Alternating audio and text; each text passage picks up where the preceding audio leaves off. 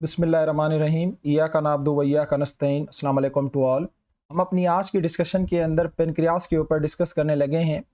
हम देखते हैं कि यहाँ से कौन कौन से हार्मोन सीक्रेट होते हैं और वो हमारी बॉडी के अंदर किस तरह से काम करते हैं।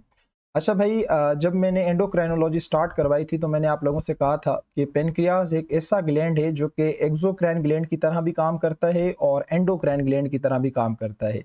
यानी यहाँ से कुछ ऐसी सिक्रेशंस निकलती हैं जो डक्ट के ज़रिए निकलती हैं, इसलिए हम एक्सोक्राइन कहते हैं, और कुछ ऐसी सिक्रेशन है जिनमें डक्ट नहीं होती, वो डायरेक्ट ब्लड में जाते हैं, उसे हम एंडोक्राइन सिक्रेशंस कहते हैं। खैर, अब हमने देखना है कि एक्सोक्राइन सिक्रेशंस में क्या आ जाता है और एंडोक्राइन सिक्रेशंस में क्या चीज़ें आ जाती हैं। अच्छा भाई, सिक्रेशन ऑफ डाइजेस्टिव एंजाइम्स, मैंने फर्स्ट ईयर के अंदर एक चैप्टर अपलोड किया हुआ है न्यूट्रिशन से रिलेटेड। तो उसके अंदर हमने पढ़ा था कि पेनक्रियास से कुछ पेनक्रियाटिक जूसेस निकलते हैं जिसके अंदर डाइजेस्टिव एंजाइम्स होते हैं। तो पेनक्रियास से एक डक्ट निकलती है जिसे पेनक्रियाटिक डक्ट कहा जाता है, और वो डक्ट सीधी आके ड्यूडिनम में खुलती है और इस डक्ट के अंदर मौजूद होते हैं पेनक्रियाटिक जूसेस जिनके अंदर डाइजेस्टिव एंजाइम्स होते हैं। तो ये वाली जो पेनक्रियास की सिक्रेशन है ये क्या कहलाती है? एक्सोक्राइन सिक्रेशन कहलाती है। इसलिए हम पेनक्रियास को एंडोक्राइन ग्लैंड भी कहते हैं। अच्छा, दूसरा क्या है कि पेनक्रियास के अंदर कुछ स्पेशलाइज्ड सेल्स पाए जाते हैं। जो सबसे पहले एक साइंसदान था जिसका नाम आइलेट्स ऑफ लैंगरहैंस है। ये एक साइंसदान का नाम है जिसने देखा था कि इसके अंदर कुछ सेल मौजूद हैं जो कि एज अ एंडोक्राइन ग्लैंड की तरह काम करते हैं। वैसे तो वो सेल बहुत सारे थे, लेकिन आपकी किताब के अंदर सिर्फ 2 सेलों के ऊपर जो है वो डिटेल में डिस्कस की गई है। एक है हमारे पास बीटा सेल्स और दूसरे हैं हमारे पास अल्फा सेल्स। ये बहुत इंपॉर्टेंट सेल्स हैं और जो आपकी पूरी डायबिटीज़ मेलाइटस एक डिजीज़ है, जो डिसऑर्डर है, वो कम्प्लीटली इनके ऊपर जो है वो रिलाई करता है, इन चीज़ों की वजह से वो होता है। खैर, हम इसको डिटेल में पढ़ते हैं और समझने की कोशिश करते हैं। तो जब भाई बीटा सेल है वो एक हार्मोन रिलीज करते हैं जिसका नाम इंसुलिन है, और अल्फा सेल भी एक हार्मोन सीक्रेट करते हैं जिसका नाम ग्लूकागोन है। अब आपने याद रखना है कि बीटा सेल इंसुलिन सीक्रेट करते हैं और अल्फा सेल्स जो हैं वो ग्लूकागोन सीक्रेट करते हैं।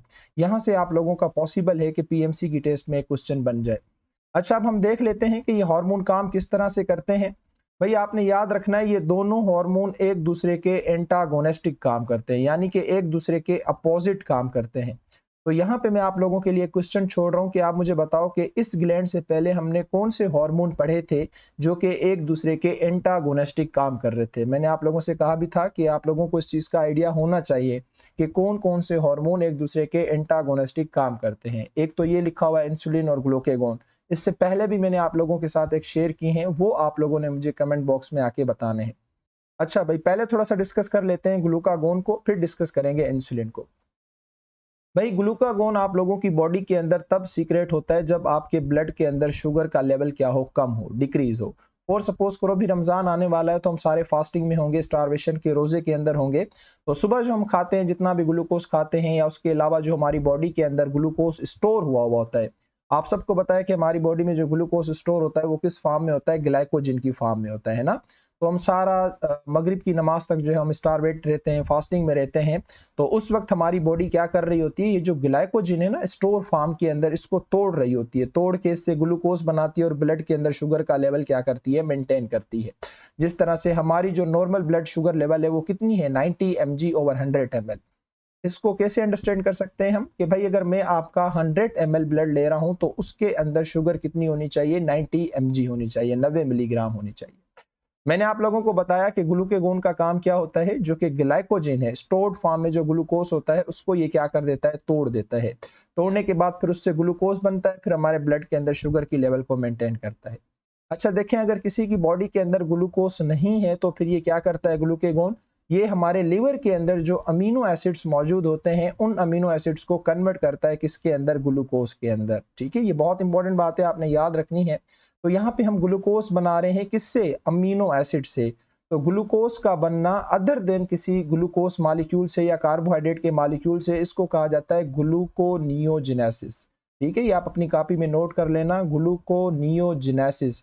यानी कि ग्लूकोज का बनना लेकिन किसी और कंपाउंड से। जैसे हम यहाँ पे किसको बना रहे हैं?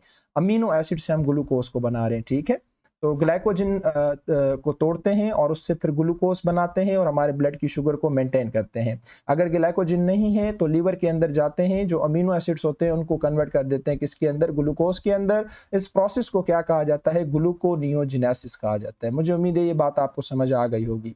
अच्छा, अब इसके अपोजिट में इंसुलिन देखें क्या काम करता है। इंसुलिन आपकी बॉडी में तब रिलीज होगा जब ग्लूकोज का लेवल ब्लड के अंदर हाई होगा। ग्लूकागोन तब रिलीज हो रहा था जब लेवल लो था।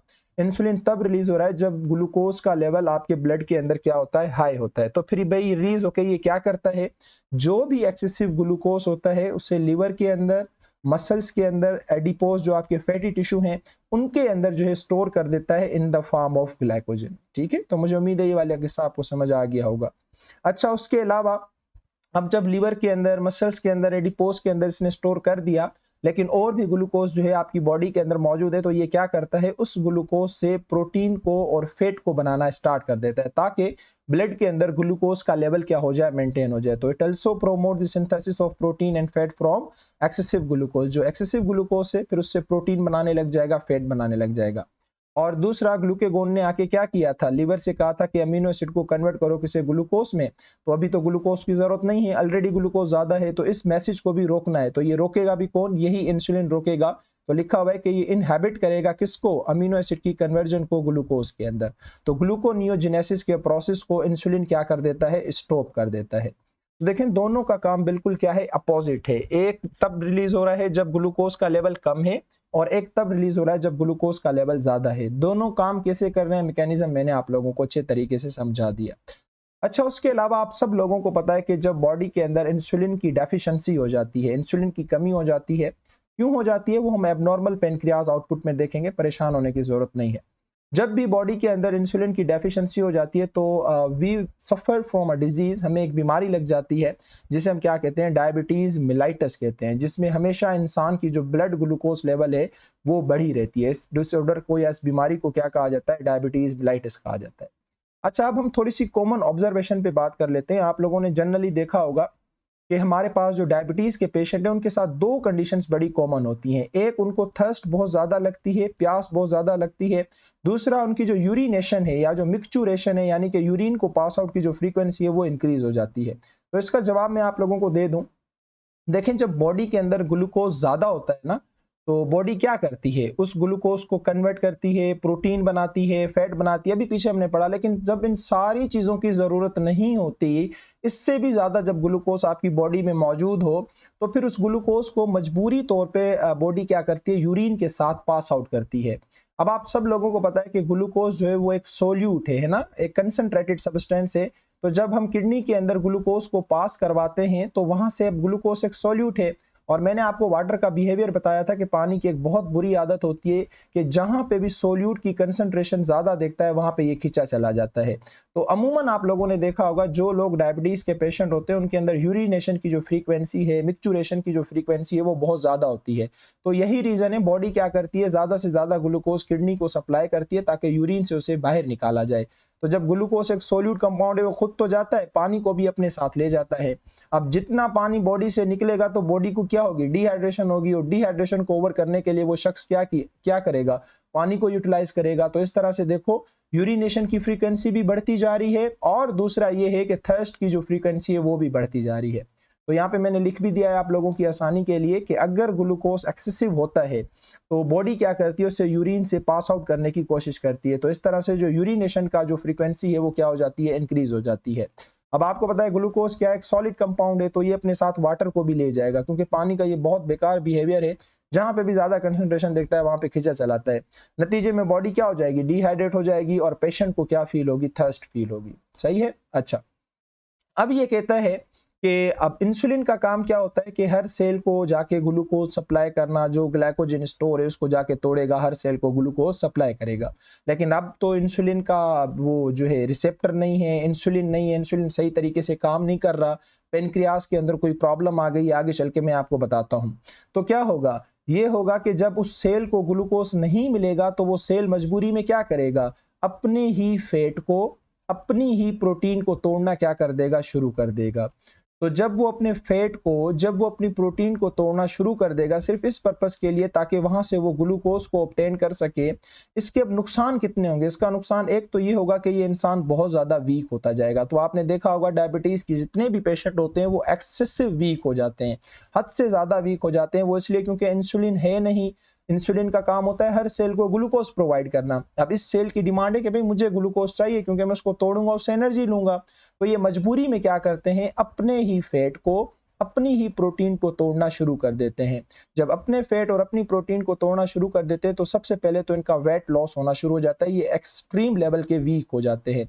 दूसरा, आपको पता है कि जब भी हम प्रोटीन को, फैट को, इन सारी चीजों को, किसी भी चीज को, जैसे हम ग्लूकोज को भी तोड़ते हैं तो बाय प्रोडक्ट के तौर पे क्या बनती है, कार्बन डाइऑक्साइड। इसी तरह से जब प्रोटीन को या फिर फैट को तोड़ा जाता है तो इनसे भी बाय प्रोडक्ट बहुत सारी बनती हैं। इन्हीं में से जो फैट की एक बाय प्रोडक्ट है, बहुत खतरनाक बाय प्रोडक्ट है, उसे कीटोन बॉडीज कहा जाता है। ये एक किस्म का एसिडिक कंपाउंड है। तो ये कीटोन बॉडीज ब्लड में बढ़ना शुरू हो जाती हैं और इस तरह से ब्लड की पीएच को एसिडिक बना देती हैं। और जब ब्लड की पीएच एसिडिक होगी तो आप सब लोगों को पता है कि हमारी बॉडी के अंदर जितने भी एंजाइम्स हैं, they are very sensitive to the pH, they have their own optimum pH. हर एंजाइम की अपनी अपनी एक ऑप्टिमम पीएच होती है, बड़े सेंसिटिव होते हैं पीएच के। तो अब हुआ क्या कि बॉडी ने फैट को तोड़ा सिर्फ ग्लूकोज को प्रोड्यूस करने के लिए, क्योंकि इंसुलिन था नहीं। अब जब फैट को तोड़ा तो वहां से क्या बने, उसके बाय प्रोडक्ट बने। इसके बाय प्रोडक्ट होते हैं कीटोन बॉडीज। जिस तरह से कार्बन डाइऑक्साइड ग्लूकोज की बाय प्रोडक्ट है, तो कीटोन बॉडीज क्या है, ये किस्म का एसिडिक कंपाउंड है, ब्लड में जमा होना शुरू हो जाएगा। जब ये ब्लड में जमा होना शुरू हो जाता है तो ब्लड की पीएच को एसिडिक बना देता है। नतीजे में सारा जो एसिड बैलेंस है वो सारा का सारा खत्म हो जाता है और इस तरह से इंसान की क्या हो जाती है, डेथ हो जाती है। तो इसलिए कहते हैं कि शुगर एक बहुत बहुत खतरनाक बीमारी है। वैसे तो खैर दुनिया की हर बीमारी खतरनाक है, लेकिन ये बहुत ज्यादा जो है तकलीफ दे होती है। तो यहाँ पे लिखा हुआ है कि इंसुलिन का काम होता है कि हर सेल को जाके मुख्तलिफ सेलों को ग्लूकोज प्रोवाइड करना। लेकिन अब जब इंसुलिन नहीं है तो सेल क्या करेगा, सेलों तक ग्लूकोज तो नहीं पहुंचेगा।